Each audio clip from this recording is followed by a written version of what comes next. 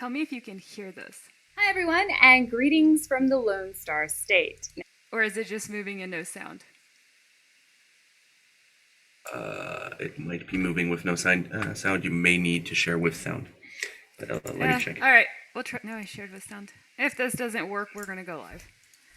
Yep. All right, I'll play one more time, and if it doesn't, then we'll just go. If you haven't been around the US, that's Texas, and it's pretty far away. So I'm really excited to have the opportunity to be here and speak with you. Welcome to my talk, A Muggle's Guide to Security in the Cloud. Now note, the term Muggle will never be used in a negative sense. I kind of interject it with the word newbie, and as the founder, organizer, whatever you want to call, of the It's Okay to Be New campaign, I would never, ever use newbie or Muggle in a negative sense. So welcome one and all, because you are not only tolerated here, but accepted. I guess I should go ahead and introduce myself though. My name is Marquez, and I am the Linux and security advocate at Inazur. Now you may be wondering, what does that mean? I mean, it's not really a common title. What it means is that my entire position is to work with our researchers to learn the latest threats, the latest types of malware, and then come and speak to everyone about it. Because without education, it's extremely difficult to mount good defenses. What you also should know about me is that from the beginning of my career, I have been taught the magic that I needed in order to cast spells to best defend my customers' environments. Maybe I should translate that to Muggle. Okay, I got it. You all use the term scripts to refer to spells, okay? Well, I was able to use these scripts in order to create the cloud itself. I was even taught advanced magic that allowed me to break down what you all call applications into small little bits to put into potion bottles. I guess you all refer to them as containers. I'm not going to put you through all of that. What you need to know is that this talk, my friends, this talk is going to be cheesy. And I mean cheesy. And I do it on purpose because look, this is an online conference and it's difficult to focus. We have kids coming in, which I'm sure you will hear mine. We've got dogs barking, phone calls going on, and some of us try to multitask, check our email, do other things, work, all thinking we can just hear things on the side and we'll remember them. Very few people can actually do that. So by being cheesy, I'm hoping to keep your attention. And if you are listening on the side, then when you think, what did she say about that one piece of malware? You can remember the cheese that I put on top of it and hopefully be able to use that in your everyday work life. On to our agenda. What are we going to be talking about today? Okay, we are going to dig into our spell books and talk about mudbloods and wizards and Death Eaters. Oh my. From there, we're going to go on to really delve into the Forbidden Forest because we covered a bit in the Harry Potter books, but we really go into what animals are there, what attacks are there, or what attackers are there. And the forest itself seems to be lost. I think that the same has occurred in the security world. And without understanding that forbidden forest, we're put at a disadvantage. Then we'll dig in some polyjuice. Who didn't enjoy Hermione drinking that polyjuice potion with that one cat hair in it and becoming that weird cat-human hybrid? And then we're going to go into really understanding the world of protecting Harry Potter. If that is about as clear as mud, all right, I'll break it down to Muggle for you. We're going to be talking about the terminology. Without understanding that basically underlying communication, the whole new language that we use, we're at an extreme disadvantage at being able to turn from Muggles to wizards. But we'll go into that in just a bit. Then we'll cover cyber criminals, because after all, without them, we wouldn't have jobs. It's a very interesting way to think about it. Then we'll delve into the unknown. because what we don't know is really at the base of every issue we face and at the base of all of our fears. And we're going to spend some time on code reuse because I think that this is a subject that just isn't discussed enough when we come to speaking about threats, about malware, about what we're facing on a day-to-day basis. And we'll wrap up with how to defend our environment. We'll simplify it and we'll speak step by step on what we can do to work together, wizards and muggles alike, in order to form a good, strong defense for our companies. Okay? Let's kick things off with spells and terminology. Now, if you all could please get your 2 spell books out, we'll be using them in just a bit. When it comes to terminology, when I'm talking to you, I'm going to mess up. I'm going to say things wrong. I am going to kill every term of Harry Potter that you are all going, how does she not know how to say that? In fact, I was recently interviewed and I had a mishap and I said cryptojacker instead of crypto miner. And you know what? The intention, the point of what was occurring still got through, even though I had that small mistake. As muggles, we are almost afraid to talk because we're afraid we're going to use the wrong words. We're afraid that we won't be able to communicate our message.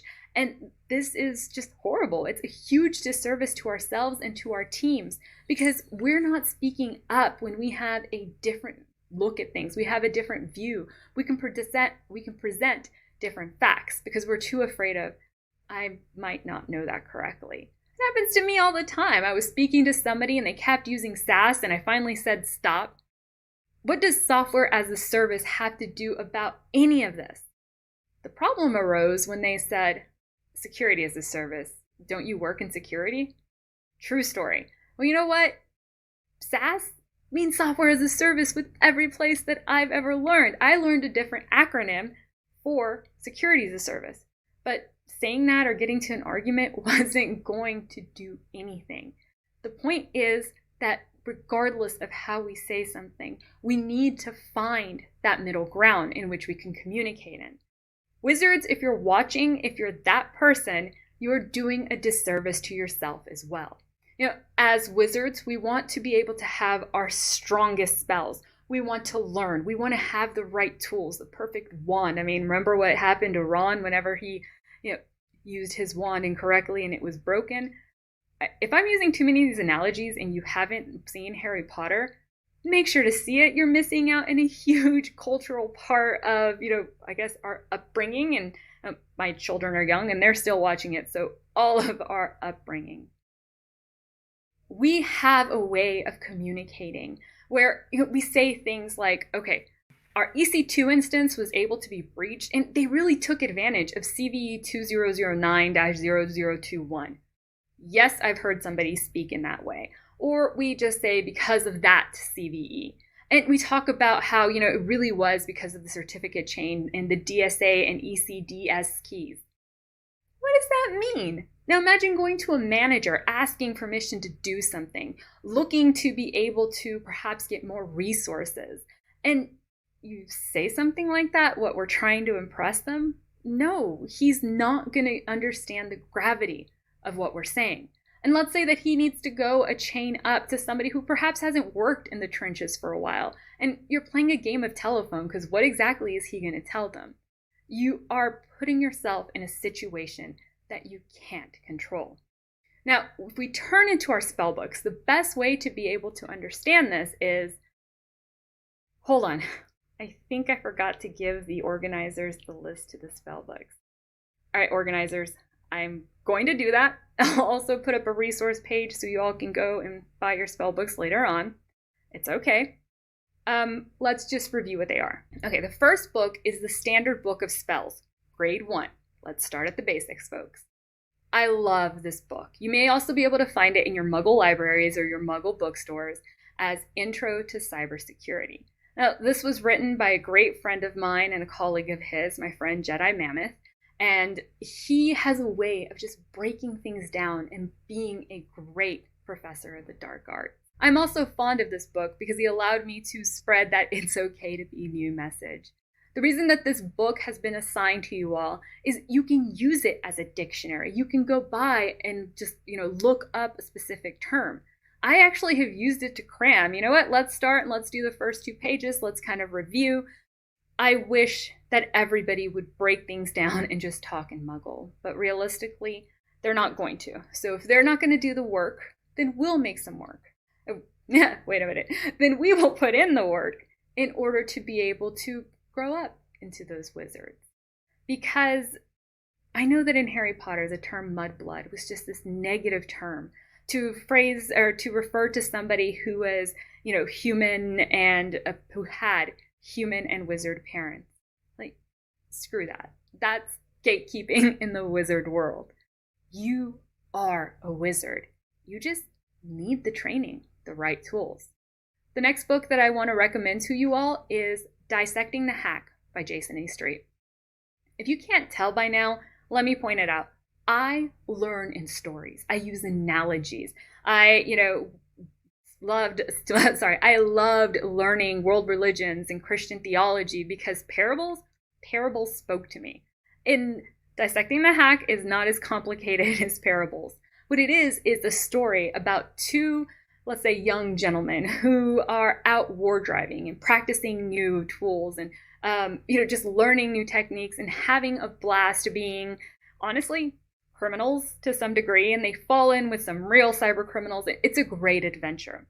The reason I recommend the reason that I recommend this though, is because when you hit a new term, a new technology, something that you don't understand, a type of attack, you can just move over to the back of the book and you'll see what the attack was, the name, you'll see a note explaining exactly what occurred and explaining what a tool does.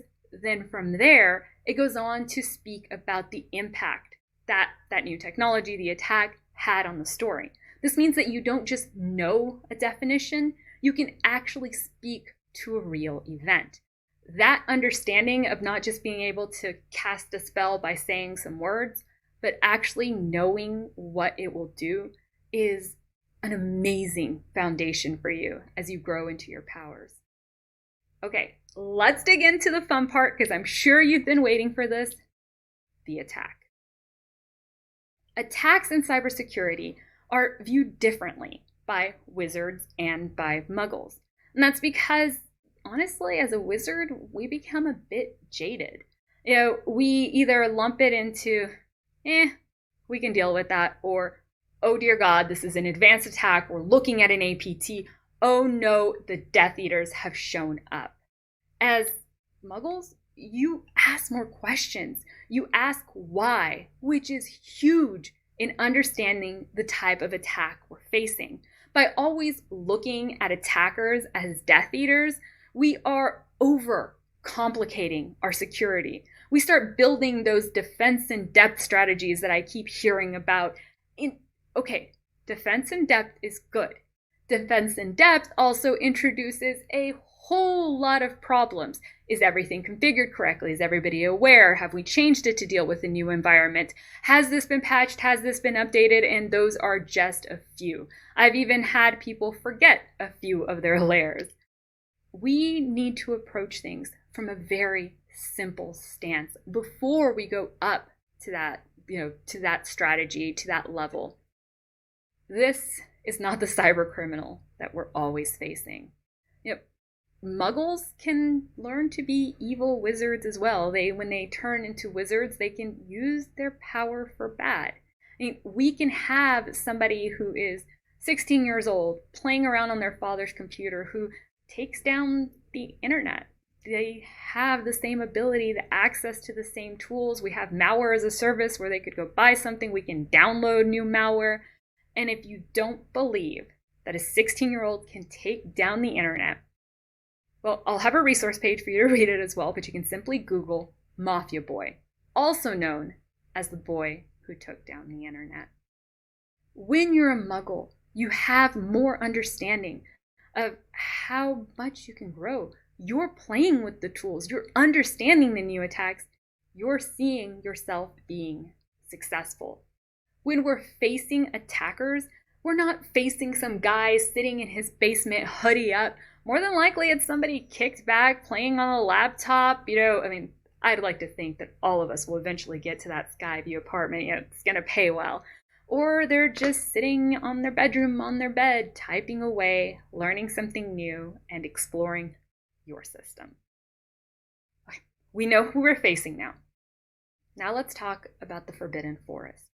The Forbidden Forest was forbidden for a reason. It was extremely dangerous. The new wizards, the people going to Hogwarts, didn't know what all was in there. Because they didn't know what was all in there, they didn't know how to properly defend themselves. That's what we're facing in cybersecurity. It's the unknown. Realistically, and some of people might not like me saying this, we don't know anything. We know the past. We don't know the present.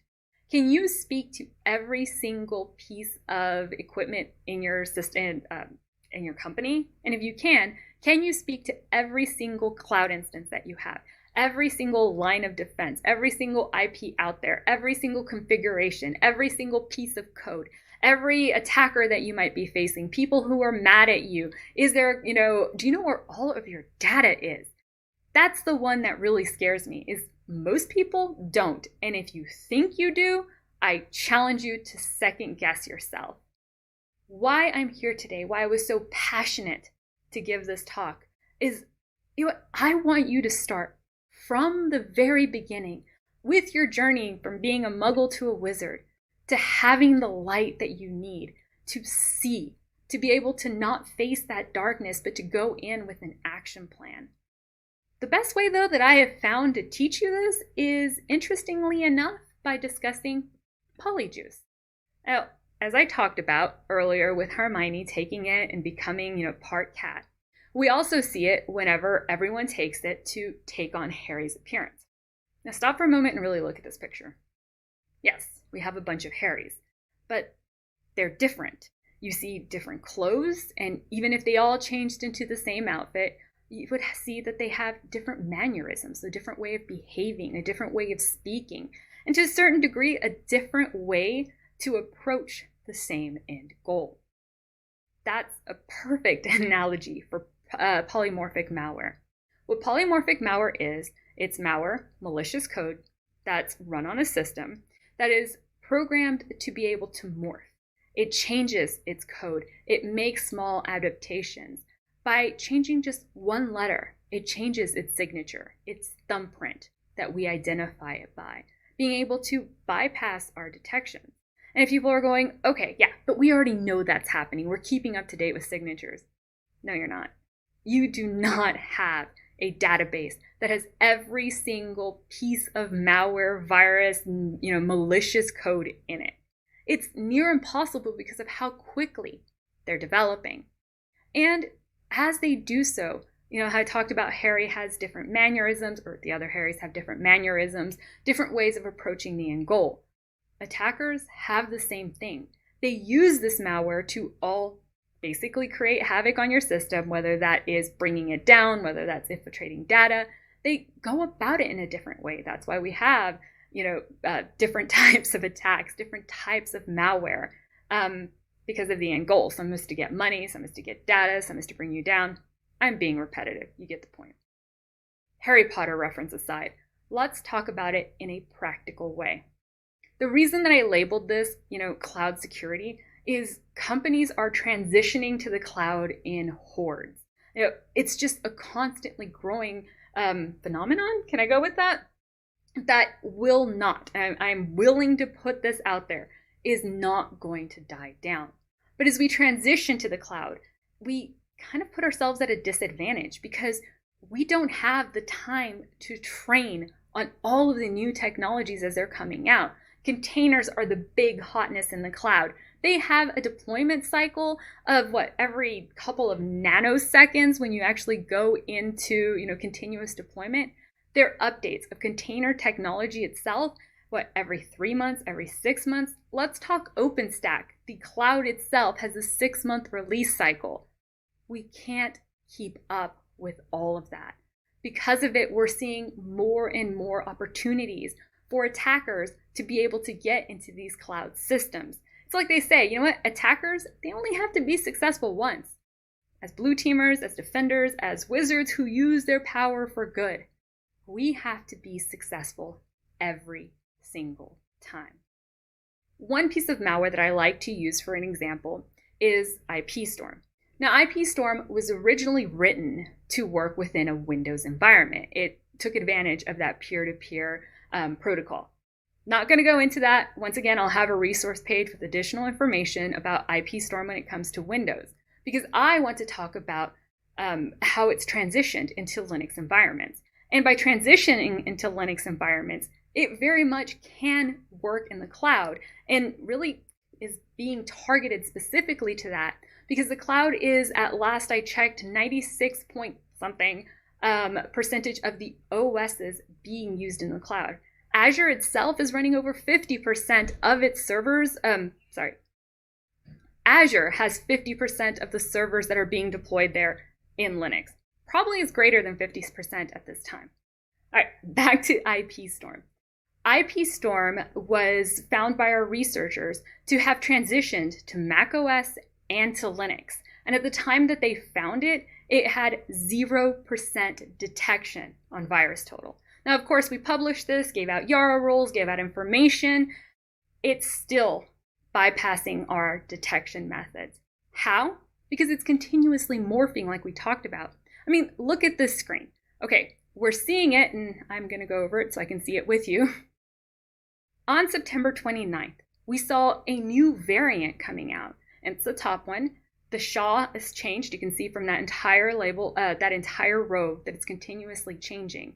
And only 23 out of the 72 engines on VirusTotal were able to detect it. Now let's go down to September 22nd. Okay, look, 0% of the VirusTotal engines were able to detect it. We can't rely on those same old defense mechanisms that we used when we were on-prem. It's too easy to continue to deploy malware, to continue to attack systems when they're constantly changing in the cloud. We're trying new things, we're trying new services, we're trying to keep our configuration because it's new, it's exciting, it's easy, we can change back and forth. It's not like the rules that we had when we were on-prem. Attackers have more time to target to our systems than really we have to defend it. We have our entire environment that we need to keep care of. Attackers can focus on one thing. I mean, we're seeing attacker farms out there, meaning that we watch attacks start at 9 a.m. I'm not going to pick on a specific country. If you want me to, go watch my APTs in the cloud talk. And they clock in at 9. They walk out at lunch for like 12. We see them come back, and then the attack ends at 5. It's their job to go after that one system. I'm sorry, I think it's scary, to be honest with you all. The cloud is very much full of the unknown. Please excuse that weird edit. My children are obscenely loud right now and slamming doors and walking in. Welcome to presenting in the pandemic. Gave me a chance to breathe. I got off my high horse. So let's continue with the idea of Harry Potter as our storyline. Let's talk about our professor of the dark arts. Now, he really was portrayed in, I believe, the book and the movie. You tell I've watched the movie more. As I kind of think somebody you shouldn't take seriously. He was a big goofball, he ran away when the sprites were loose in the room. He just wasn't seen as somebody that was that powerful. However, we did suspect that they were probably malicious. Something just wasn't right. We need to take that mindset into our systems. As I've said several times, that lack of visibility to not knowing what's running within our system, to knowing whether it's good code, malicious code, trusted code, is the same scenario here. We have a professor, it's running on our system, it's in our castle, it's teaching our classes. We figure it's okay, even if it raises a few eyebrows. When it comes to our cloud-based systems, our Linux-based systems, our entire environment, we need to assume that an attacker has somehow gotten in already. Now, I'm not alone in this statement. It's said time after time by the FBI. You need to have an assume breach mentality. Assume the attacker is already inside of Hogwarts. He's already making his move, but doing it as stealthily as possible. Our attacker is not always he who should not be named, but sometimes our innocent attacker is able to morph his DNA, morph his code into becoming more than he could actually be on himself.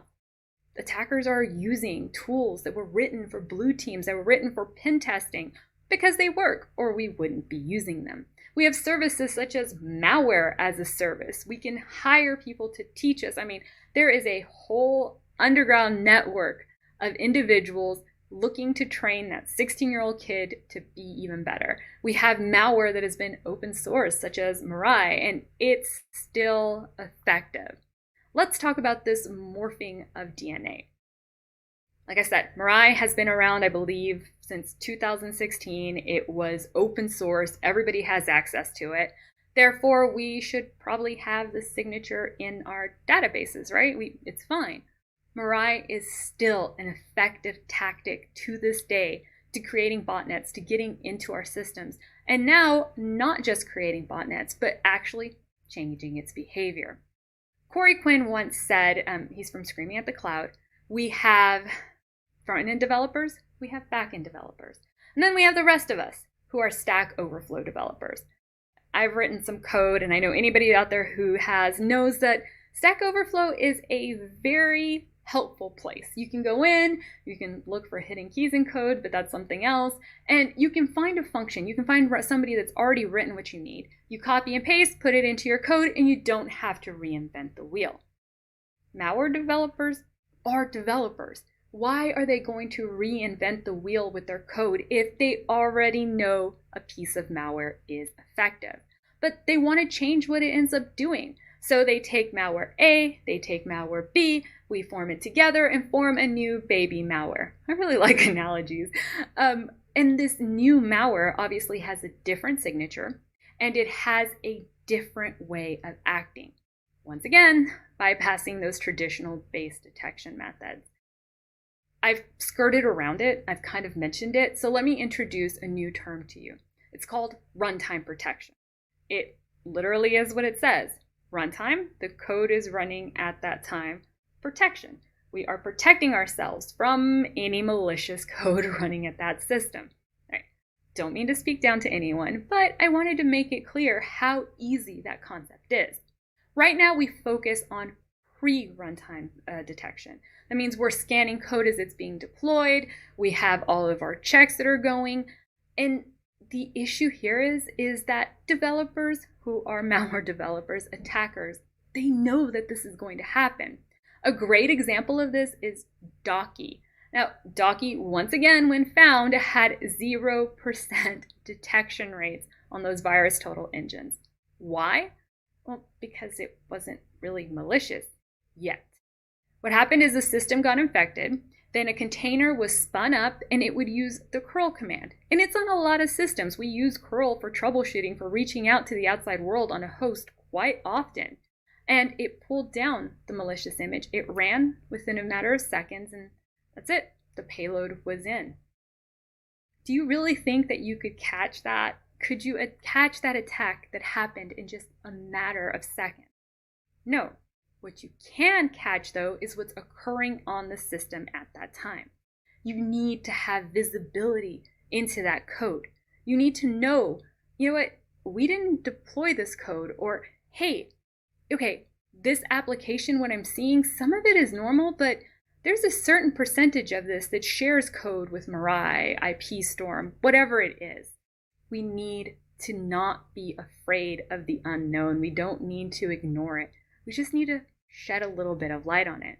And dear Muggles, you are perfect for this because you, once again, you ask why. You look at it, you say, what is this code doing? Why is this running? We need that fresh look because we get cocky. We're like, oh yeah, that's happening. I don't know how many times I would see a paging alert and I'm like, hey, what's going on here? And they're like, that server paged, it's cleared. Let's just close the alert. It's common practice. We're under a mountain of work as We're under a mountain of work as defenders. Keep an eye out for the things that have changed. Okay, Hagrid, my favorite defender. He's out there, he knows what's in the dark forest, he's kind of obvious. So I think I lied a little bit here, because I think in order to really offer you a simplified explanation that really summarizes everything that I've discussed about, I'm going to have to add a little bit more cheese, and I'm going to have to make it a bit more relatable and concrete. Okay, here we go. We have Harry. Think about Harry as our application. Yep, I'm going there. Our application is what we want to defend, right? The entire point of the Harry Potter series is you had this boy who they were attempting to attack, who they were attempting to get rid of, who they were attempting to compromise, to bring down, whatever you want. And we had individuals who were trying to protect it. Sound familiar? Okay. There's another part of the story, though, is we also have Dobby. Who didn't love Dobby? Dobby is our developers. Hoping that I don't insult anyone, and if I do, well, at least you'll remember this part. They're well-intentioned. They want to help that application, right? They know something can go wrong, so they spin up a cloud server. And you know what? That cloud server, from in its inception, will have outdated libraries. They'll have things out there that have CVEs. This screenshot is from a scan of a server that I spun up and ran it. I did nothing else. Our developers aren't going to do that, right? They're going to update it. They're going to clean the code. But they're constantly changing. We have constant updates. How often are we actually doing vulnerability scans on every single deployment? Which brings me to the next point. We want to say we do. We want to say every single piece of code, every single application is scanned. We are Snape. We are the ones saying, slow down, devs. We need more checks. We need you to run the security check. We need you to do this. We need you to have more secure deployments. Hey, you know what? We were attacked and everybody's putting it on us, but it was your code that did it. It's a bad problem when it comes to culture in a lot of companies. It's who's to blame? The security team who didn't detect it, the security team who allowed it to happen, or the developer that created that code? It doesn't matter. Our end goal is all to have the most secure application, to have the most effective application that we can in order to be effective for our companies. Talking a little bit in circles there. Basically, we get paid to make sure that our company makes money. Let's just put it out there. Our security team needs just as much visibility into everything that we do as developers. I keep changing who I am like that. So security teams need visibility into what developers are doing. And with deployment cycles of every minute, of every few seconds, there needs to be more communication. And that communication, it's all about code. By understanding that one thing, by having visibility into what's running into our systems, our defenses can be mounted. We can, in fact, just like in Harry Potter, at the end of our book, right? The end of the movie, they all come out, wizards from the beginning who are just learning to our most advanced about to graduate from Hogwarts, and they have their wands out and they're ready to protect their castle, their environment, Hogwarts, from the Death Eaters who have breached the defenses. That's exactly what we're looking to do. The attackers have breached our environment, and we need to form that last line of defense. And that starts bringing me towards the end of our presentation. So let me sum everything up. Dear Muggle, you are a wizard. I really hope somebody's name out there is Harry. And you just need some training. You need to get into that environment. You need to get into Hogwarts. You need to learn. And you need to ask questions. Because it's all about visibility. It's all about knowing what you don't know, what you need to know. And it's all about working together. Okay, I've presented a ton of information, and I know I'm guilty of falling too much into the story or talking too fast when I get excited. I will provide, and I'm trying to show it. What if my screen is this way with my slides? I have a site, lopunk.com. If you go /Newcastle, I've got screenshots of the malware that I was showing, links so that you can run the analysis again and see any changes that have occurred. No paywall, nothing, just click the button. It's all available for free. I have news stories on effects that malware has done on Mafia Boy. Just love that story. Tools that you can play with, news articles. As I find new things, I'll continue to update it. Don't worry, I love sharing information. But let's sum all of this up. You're a wizard. I really hope somebody's name out there is Harry, but you're a wizard. You're not just a muggle. You're not a mudblood. There is nothing wrong with being new. You just need to continue to have that curiosity so you can have that visibility into things. You learn visibility. You increase your visibility by asking questions, by trying to figure out what's there. You are the key of what we need in order to mount that last line of defense. Think about it. The end of the book, the end of the movie really is everybody coming out of the castle to protect it from what the Death Eaters have already breached. They're out there, newbies and older wizards themselves, wands in hands, ready to lay down, literally forming a last line of defense to protect their environment. With that, I will take the cheese away and just say, dear Muggles, there is room for you in the security world. And I'm happy to answer any questions that you might have.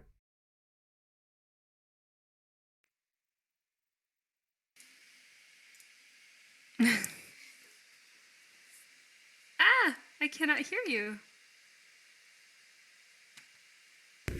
Yeah. There we go. Hi, everyone. Local mute. Fantastic. Right. So we do actually have a few questions. Kind of. Let's work them in. We have a QA, so this is fantastic. We have the time for it. So first one would be, so you kind of went over in your talk, kind of, like people speaking, throwing out technical jargon all the time, kind of crazy when you don't exactly know the technical jargon, the difference between, SAS and SAS, like you mentioned. So how, in your workspace, how would you handle people just throwing around words like that? It's actually differed depending on my workspace. The one I'm at right now is very just blunt. And so, what the hell are you talking about is extremely accepted. When I was starting out, though, I was working in a very corporate environment, behave yourself, speak well, I had to say it, but very judgmental when it came to our upper level admins. My entire career, I say, started from somebody saying, I could automate you. And I was like, okay, let's prove you wrong. And that's why I became what I was. So it was hard at the beginning just to call them out. What I have learned, though, and I'm going to pass this lesson on to you, half of the people who are using the over-technical jargon are doing so because they have no idea what they're talking about, and they're trying to hide that fact. If you really want to learn, call them out on it. I've always said, if you can't explain it to me like I'm 5, you don't actually know it. It's the only way that you're going to break that cycle, is to actually ask the question and learn how to explain it yourself. Admit what you don't know and hope that that kind of transcends the culture. At where I was, though, it was bad enough that I kind of felt like I was fighting a losing battle, so I left. I know that's not possible for everyone, but it's all about culture and having to fit in. And if this is going to be a career, something you love, and not just a job, you've got to stand up for yourself. So don't be afraid of ruffling some feathers. The people who are out there and are actually going to explain this to you, those are the people you need to impress. Fantastic. It's yeah, not everyone can leave a company like that. It's a little bit complex, or like call out someone. Yeah, it's not. Yeah, but like imagine you're on the other end of this. Like you've done something that is, let's put it this way, not exactly ideal. You've made a mistake. You've said something that was wrong to someone, not in a sense like you insulted them, but you like technically inaccurate to someone. So let's say you were in a company that had a very low tolerance for that, right? How could you learn your spells as you go, as you say?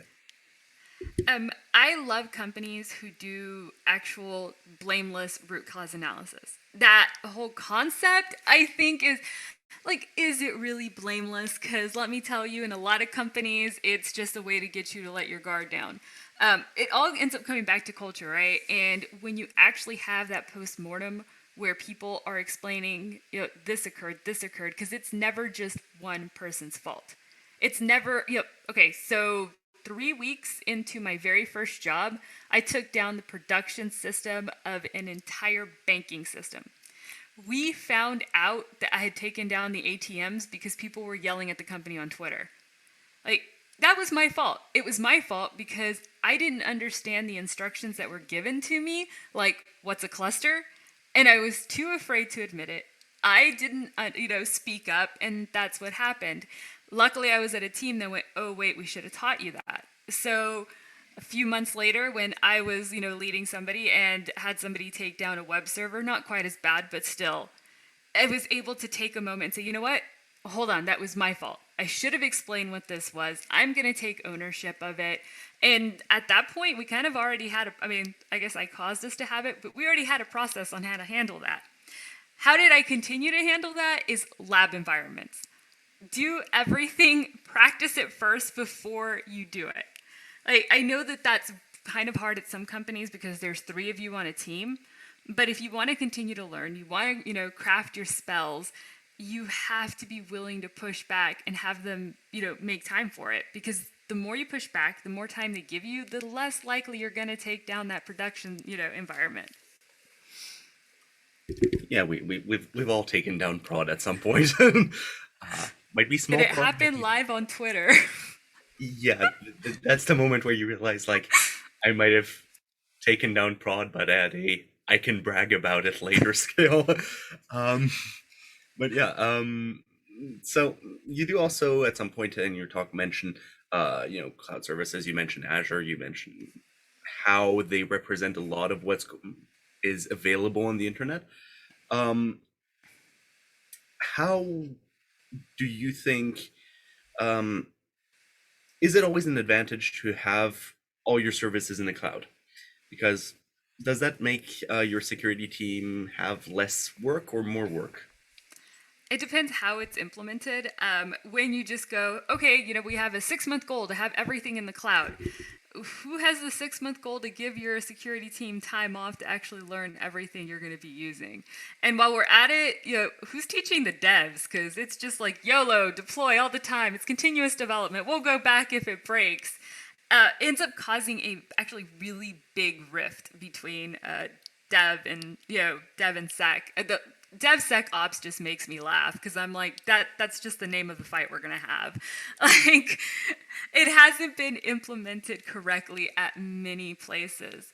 But one of the problems, and I hate the term the cloud responsibility model, because it's ridiculous. When you get breached, not if you get breached, when you get breached, I don't care that your stuff was on Azure or AWS. I care that you failed and my data is now out. In the end, there is no shared responsibility. You're it.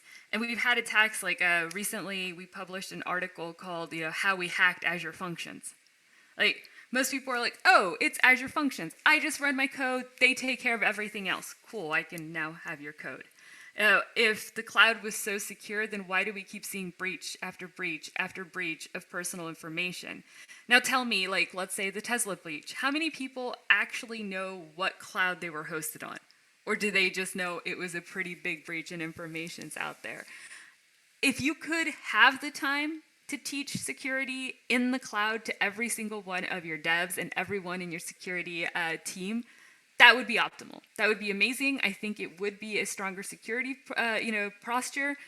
But given the way that things are happening now, it's just another level of complexity. And I don't know. I mean, I hate laughing about it, but the whole concept of I'm in the cloud and I'm secure is the old time saying, oh, I'm running Linux. Linux is secure by default.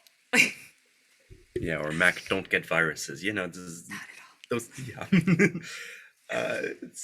It's an entire world of. So let's say you have, a manager that's been sold on some cloud service, or has been told that this thing is the most fantastic thing, and they basically go onto their into their company somewhere and go, hey, now we need to do this, and damn the risks, damn our asset inventory, and just plug this in and pray for the best. How would you, as person working in security, or even like if you were a developer, how would you react to that in such a way that maybe this is not a good idea? It made, because as soon as I started asking the question, I was like, oh, Kubernetes. Like, Banner doesn't actually know, but he knows containers are good, so we're going to do that now. God, I feel bad saying that everything goes back to culture, but it really does. There are some companies that, you know what, you're screwed. Like, I'm just telling you right now, you're screwed, go and do it. The only thing you can do is push back on, hey, I need training for this, I don't know this, and like attempt to have a real sit down conversation with them. I've worked with other companies that security teams' opinions are valued, and they can sit down and say, okay, fine, we're going to implement. These are the reasons that we need training. These are the issues that we see. These are the security concerns that we need to address beforehand. That's why conferences like this are so amazing, because you can have cross-company communication.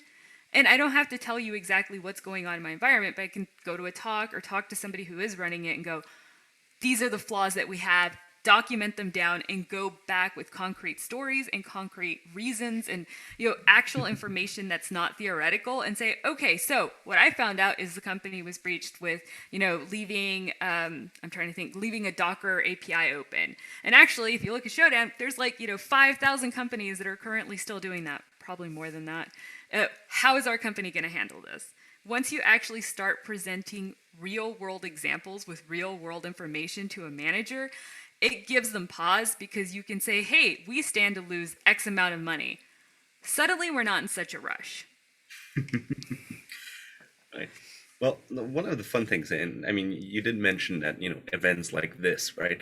Well, I mean, you're someone from living in Texas, speaking at a conference in the UK, so rip your sleep cycles. But but yeah, I mean, I think the culture in information security, cybersecurity, at least on both sides of the pond, are somewhat similar in how they communicate, not how they network, but let's say how they communicate about certain issues. But how do you think this is kind of international? Can this kind of spread out to countries in Asia, countries in the Middle East, countries that sometimes are very involved in developing tons and tons and tons of services very fast without necessarily backing it up security wise? So I've had the opportunity, and hopefully, I can be their person next year, but I've had the opportunity to teach at 6 different countries now, 3 of them in the matter of 4 months. That was fun. All the freaking fly rattles. And what I notice the most is I do have to go into some corporate environments, right, where I'm expected to wear a dress and heels and act a certain way. And yeah, I could push the button and push against it, but I'm like, this is the culture that they have. This is actually the culture within the country. I'm going to respect that at that time. But then we get into the security room where there's not so many people, and it's all the same. We're all laid back. We're all saying things we probably shouldn't in an HR-free environment. We tend to be more real. And that has been my experience with security teams, cross-culturally. I mean, there is one BSides conference almost every single day in a year, because there are so many of them. And it all has the same attitude. So I think that's one of the reasons that in the security world, we can really kind of form a good foundation, because borders don't really hold us back, right? We're doing this together. We have a lot of the same terminology. I went to Mexico and I kept trying to talk about servers, and I was like, I speak Spanish. So I was like, oh, el servidor, blah, blah, blah. And the guy turns around and he says, why are you trying to install Docker on your waiter? And I'm like, so yeah, to a certain degree, we really have a unified language that, I mean, oh God, I'm always trying to watch my language here, but at some point, security teams just say, screw cultural boundaries, yeah, I'm trying to think of the words right now, I'm sleepy. And we just go with it. We're interested in the game. We're interested in the hunt. We're interested on whether that be the hunt for the attacker or the hunt for knowledge. So, I don't know. There are no boundaries. Yeah, fantastic. Well, speaking of being sleepy, I guess we've kind of hit the end, plus 5 minutes of our kind of session. We'll be having a 10-minute break before our next speaker, because that's how it's programmed. But yeah, thanks for joining in. That is fantastic.